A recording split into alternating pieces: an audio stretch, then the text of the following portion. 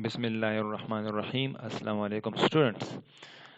Welcome again to the subject geoinformatics. Topic for this week is electromagnetic radiations and its spectrum. This is week 5 and also this is a lecture 5 for week 5. You can access to this course and this lecture through portal.soot.edu.pk while logging in using your own IDs. First of all, we will discuss outlines of this lecture. That is, first we will cover introduction of this lecture. Second one is important terms that we will see that is wavelength, frequency, and amplitude. The third one is electromagnetic spectrum. We will see that what is electromagnetic spectrum. The fourth one is division of electromagnetic spectrum. Fifth one is interaction with the atmosphere. Interaction with the atmosphere mean the interaction of electromagnetic energy with the atmosphere. We will also see that what is scattering, what is refraction, and what is absorption, and why all these are necessary in remote sensing. These are outlines, that is general effects of scattering, that what are the effects of scattering, atmospheric transmission, atmospheric windows, interaction with the earth feature that we will also see, what is reflection and why it is important in remote sensing, and in the last we will cover that recording of energy by sensors. So coming towards the first uh, topic, that is introduction. So in introduction we will see that remote sensing relies on the measurement of electromagnetic energy. This sentence states that electromagnetic energy is very important for remote sensing. Wherever we see that is remote sensing, like in television or somewhere else. For instance, we will just here consider the television. For example, this is a television TV, and this one is a remote. Through this remote sensor, we can control a a TV. Uh, Actually, this device, remote control device, sends or works on electromagnetic radiations that we cannot see by naked eyes. Besides this technology, that is I have discussed here, that is TV, it can also be used for to see for data, that for images, etc., for for area that we cannot see by direct contact, or we just use some satellites or camera, etc. That is also known as remote sensing, which work on electromagnetic energy. Interpretation of remote sensing imagery depends on sound understanding of electromagnetic radiation and interaction with the atmosphere and the surfaces. As I have discussed here, that electromagnetic energy is much more necessary for remote sensing imagery. Uh, Wherever when we want to see something, like we want to we see the Google Map. So the Google Map is also a kind of uh, a kind of you can say that a kind of remote sensing, which the remote sensing will the satellites work on electromagnetic radiations and energy. Electromagnetic energy can take several different forms. However, the most important source of electromagnetic energy at the surface of Earth is sun. uh, Sun is the natural source of electromagnetic energy.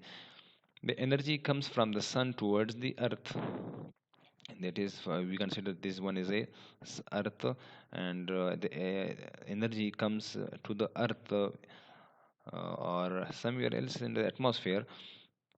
We can also see that it radiates electromagnetic energy towards different in the different directions. However, we just consider it towards the surface of the earth. So these all energy is known as electromagnetic energy. So the main source of electromagnetic energy that is considered naturally is the sun.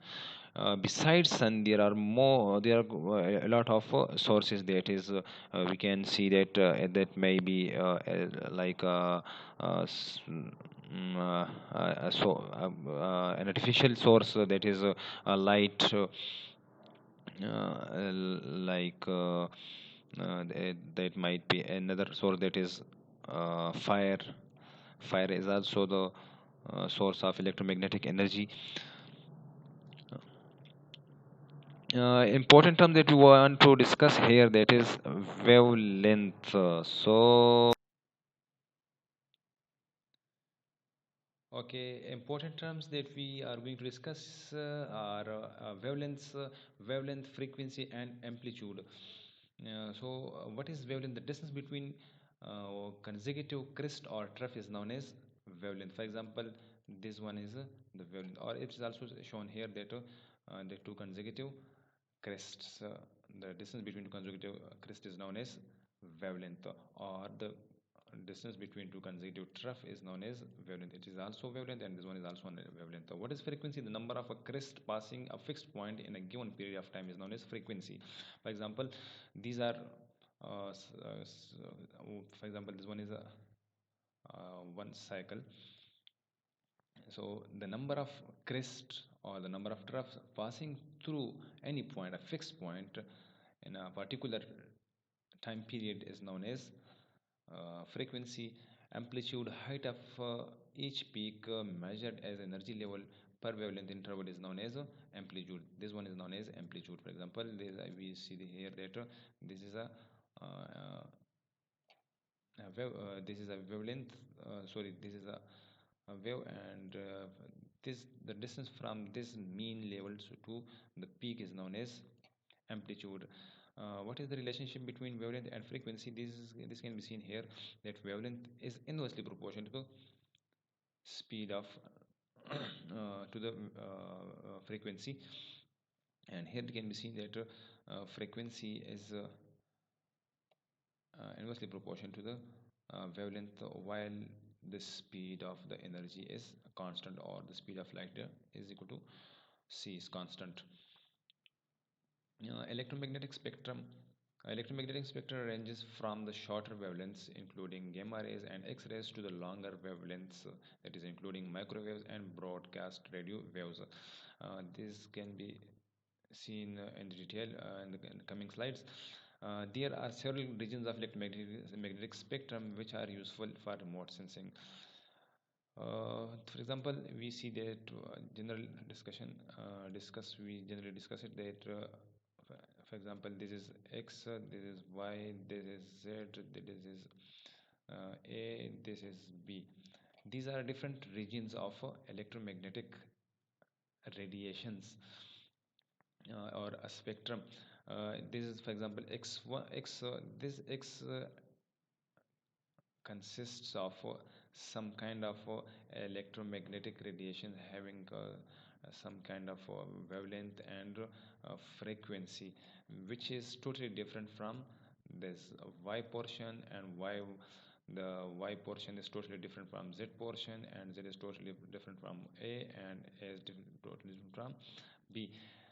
These can be seen that several regions of electromagnetic spectrum which are used for remote sensing. For example, this can be used, that is for some other purpose. In this can be used, for example, this is visible range. So the visible range is used for remote sensing. Like generally we see that any object with the naked eyes is lie in this region, that is visible region. We will also discuss these regions one by one in detail in the coming slides. So this is the main electromagnetic spectrum, that is gamma rays, that is X-rays, ultraviolet rays, visible rays, range, infrared, microwave, and radio frequency. Every object that we see in general life, that with the help of naked eyes is ranging in this portion, that is visible portion, which is blue, green, and red. This is also known as RGB. The visible range is RGB, red, green, and blue. And this is the wavelength sizes for blue, 400 nanometer to approximately 500 nanometer, and from 500 to 6, and 6 to 7, and 6 750 nanometer. This is a RGB visible range. And the wavelength of the electromagnetic spectrum increases from this side to this side, and as wavelength increases from left to right, the frequency decreases. As you can see that frequency increases from right to left. As we have discussed that frequency is inversely related to wavelength. So when frequency increases, wavelength will be decreases, and it's vice versa. Electromagnetic spectrum is arbitrarily segmented into major divisions. There are no natural breaks in electromagnetic spectrums. These separations are made by us for our convenience. These are generally discussed that these segments are not natural, but is we have did it for our convenience, like gamma rays, X-rays, ultraviolet waves, and infrared, microwaves, TV, radio, and electric power. As we have discussed that for 100 nanometers to 700 nanometer, the wavelength of the visible ranges. Electromagnetic spectrum, light which our eyes and remote sensors can detect, is part of visible spectrum. As we have discussed that in general life, whatever we see, that comes in visible spectrum. Visible portion is much small relative to the rest of the spectrum.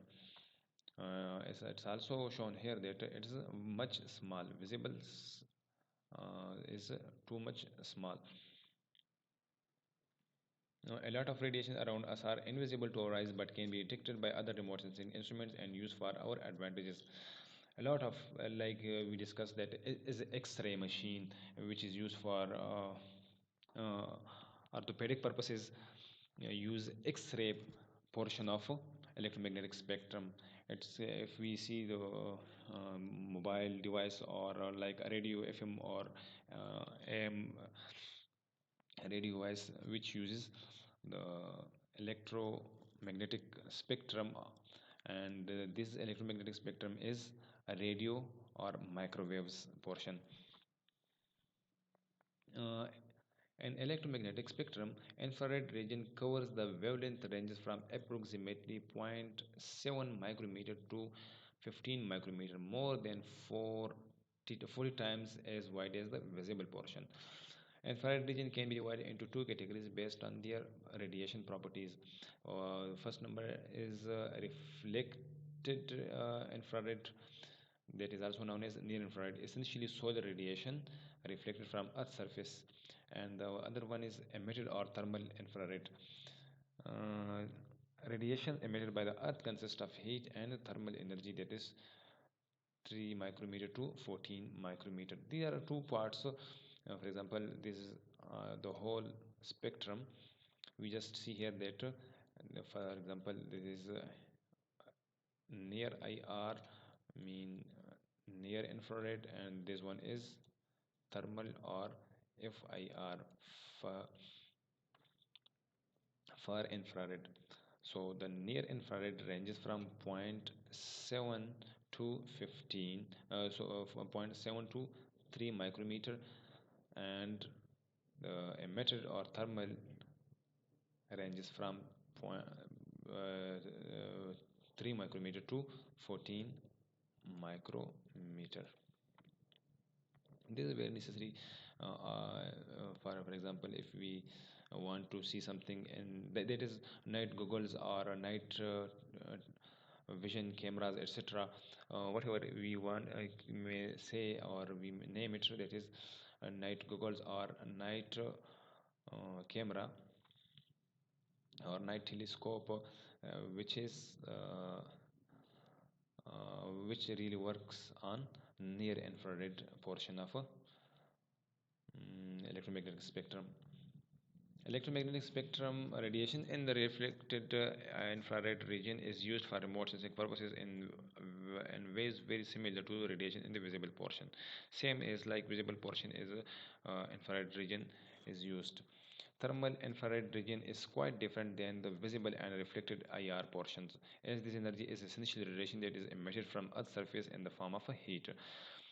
Thermal infrared region is that region of electromagnetic spectrum. For example, this is an Earth, and this Earth radiates some kind of energy. This kind of energy, in the form of heat, is known as thermal energy, and this spectrum comes in thermal infrared region. As we have discussed, that this one is near infrared, and the second one, that is from 3 micrometer to 14 micrometer, comes in thermal infrared region. Division of electromagnetic spectrum, that is for gamma rays, the range of wavelength is less than 0.03 nanometer. For X-rays is 0.03 to 300 nanometer. For ultraviolet radiation, that is 0.30 to 0.38 micrometer. For visible light, that is 0.38 to 0.72 micrometer. For infrared, it is from 0.72 to 1.3 micrometer. That is for mid infrared, 1.3 to 3.00 micrometer, and for infrared 7.0 micrometer to 1. And microwaves radiation, that is from 1 millimeter to 30 centimeter, and for radio it is greater than 30 centimeter wavelength. As we have discussed in the earlier slides, that gamma rays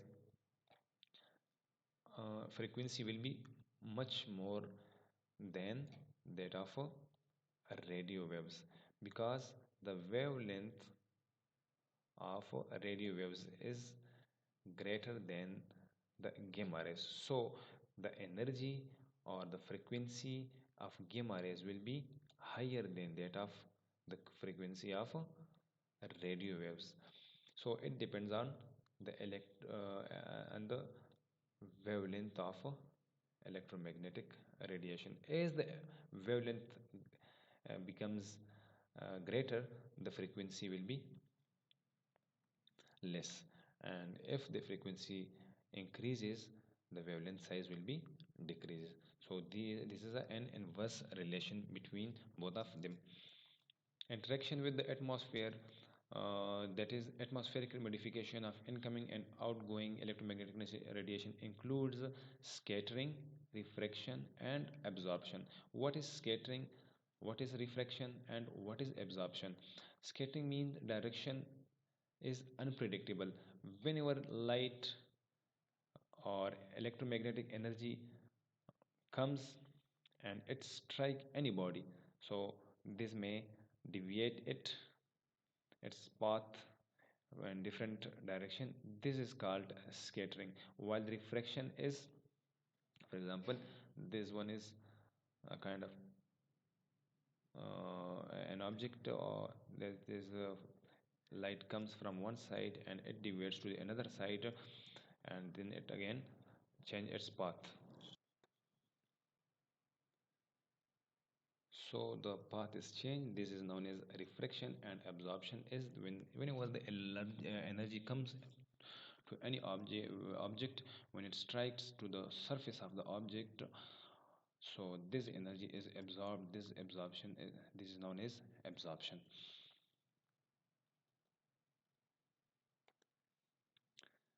So what is scattering? Occurs when the particles or large gas molecules present in the atmosphere interact with and cause the electromagnetic radiation to redirect it from its original path is known as scattering. Radiation that has been scattered within the atmosphere and which reaches the sensor without having made contact with the earth's surface is called atmospheric path radiance. For example, this is our target, that is earth, and we want to capture or take an image from the earth surface. So when the electromagnetic radiations reaches to the point that is, for example, here is any particle which uh, opposes this energy, and it comes back towards the satellite to the sensor. This is known as atmospheric path radiance, which cannot cover the original target. So it is known as atmospheric path radiance. Scattering depends upon several factors, which is wavelength of the radiation. For example, this is a wavelength of the radiation, and this depends upon this scattering depends upon wavelength. Size and abundance of suspending particle or gases. For example, this is some particles. It's also depends upon scattering depends upon the particles. As the sizes of the particles increases, the scattering will be increase, and if the sizes decreases, so the scattering will also be decreases. Distance the radiation travel through the atmosphere, and also distance. For example, if the satellite is here and the earth is here, the distance between the satellite and the earth is too much, so due to enough distance, it can also cause some scattering effects in the images. And there are three parts or types of scattering. First number, we will see that what is Rayleigh scattering or clear atmosphere scattering. This is a dominant scattering mechanism in the upper atmosphere. This occurs when particles are very small, that is dust or nitrogen oxygen molecules, as compared to the wavelengths of the radiation. For example, this is a small or molecule or a very small particle, and this is the radiation wavelength. So the wavelength is greater than that of the particle. So this kind of scattering is known as Rayleigh scattering. Is a wavelength dependent scattering increases as wavelength becomes shorter. It's obvious that when the wavelength decreases, then scattering will be increases, causes shorter wavelengths of energy to be scattered much more than the longer wavelengths. For example, if here are wavelengths of greater length, then it will not be affected easily, instead of this one. This is too much small, so the smaller one will be affected easily, while the larger one cannot be affected easily. The fact that sky appears blue during the day is because of a Rayleigh scattering. As sunlight passes through the atmosphere, the shorter wavelength, that is blue, of the visible spectrum are scattered more than the other longer. It's obviously clear that, for example, this is in Earth and this is the whole atmospheric system. The sky that we see is appears blue, and this is due to the Rayleigh scattering. At sunrise and sunset, the light has to travel farther through atmosphere than at midday, and the scattering of the shorter wavelengths is more complete. This leaves a greater proportion of longer wavelengths to penetrate the atmosphere. For example, this is an Earth and this is a sunset time. So during sunset time, uh, there may be the radiation of electromagnetic energy, and this radiation will cause scattering. So this scattering and the scattering of the shorter wavelengths is more complete. This leaves a greater proportion of longer wavelengths to penetrate the atmosphere. What is my scattering? This is a second part or type of scattering. My scattering is when the particles are just about the same size as the wavelengths of the radiation.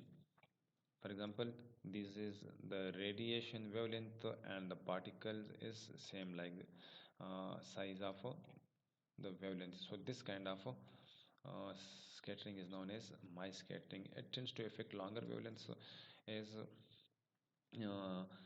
it is occurs mostly in the lower portion of the atmosphere, that is from 0 to 50 kilometer, where large particles are more abundant. This is, for example, this is in Earth, and this is from 0 to 5 kilometer interval. So such kind of scattering occurs in this region, that is 0 to 5 kilometer. So my scattering is the other type of scattering. In this scattering type, the size of the wavelength is about or equal to the size of the pollen or smoke or any particle. The third type of scattering is non-selective scattering. All wavelengths are scattered about equally. For example, this is an object of any particle, and in some kind of energy is that is electromagnetic energy coming from some point or sun, and this is distributes like this one. This kind of scattering is known as non-selective scattering. Occurs when the particle is much larger than the wavelength of the radiations. This causes fog, haze, and clouds to appear white to eyes, because blue, green, and red light are all scattered approximately equally. So the haze or fog which we see in the atmosphere is due to the non-selective scattering. And all the types of scattering, that is relay scattering, my scattering, and non-selective scattering, all three are not favorable for remote sensing. So however, we cannot uh, eliminate such scattering, but we can minimize scattering effect. So we have discussed three types of scattering, that is relay scattering, mild scattering, and non-selective scattering. For today, it's for this week, this lecture is completed, and in the next lecture we will see the remaining parts of the lecture. Thank you. For any query, you can access me through my email address.